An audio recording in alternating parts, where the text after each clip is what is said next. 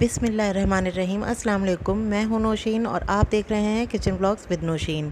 तो कैसे हैं आप सब? उम्मीद करती हूं कि आप सब लोग अपने घरों में खैरियत से होंगे और खुश होंगे। अच्छा जी, आज आपसे शेयर कर रही हूं बहुत ही मसालेदार, चटपटी सी और मज़ेदार सी भिंडी की रेसिपी, जिसे आप एक बार ज़रूर मेरे कहने पे इस रेसिपी से ट्राई कीजिए तो मुझे यकीन है कि आप बार बार इसे बनाएंगे।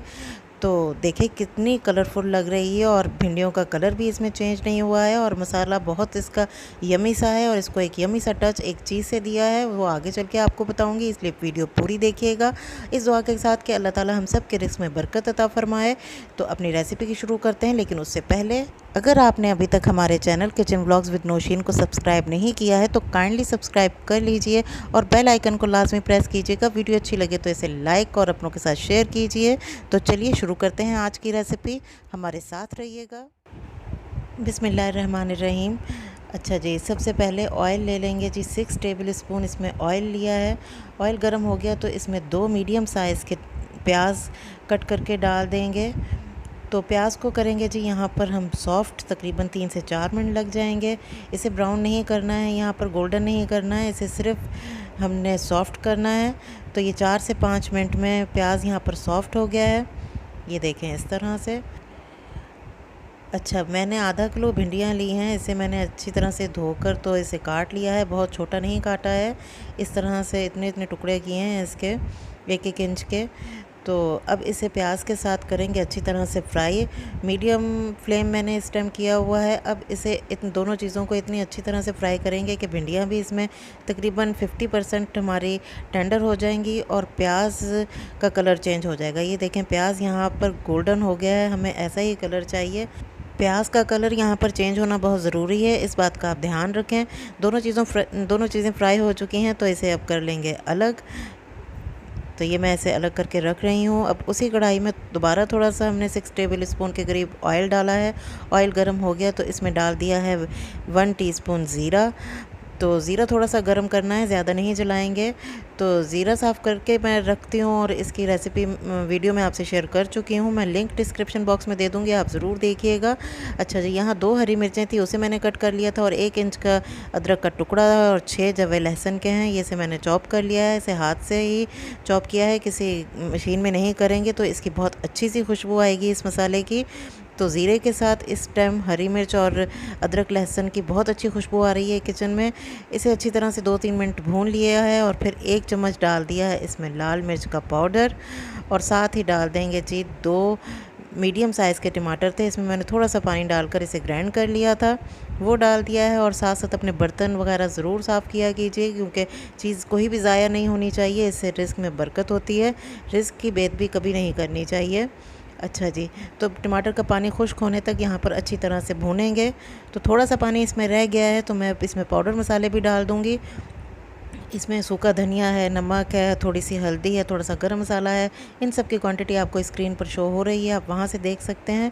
तो अब इस मसाले को डालकर, पाउडर मसालों को डालकर अच्छी तरह से भूनेंगे ताकि टमाटर का सारा पानी भी ख़त्म हो जाए और मसालों का कच्चापन भी दूर हो जाए। तो देखें यहाँ से 3 से 4 मिनट हो गए हैं, मैं भून रही हूँ, मसाला बहुत अच्छी तरह से भुनता जा रहा है।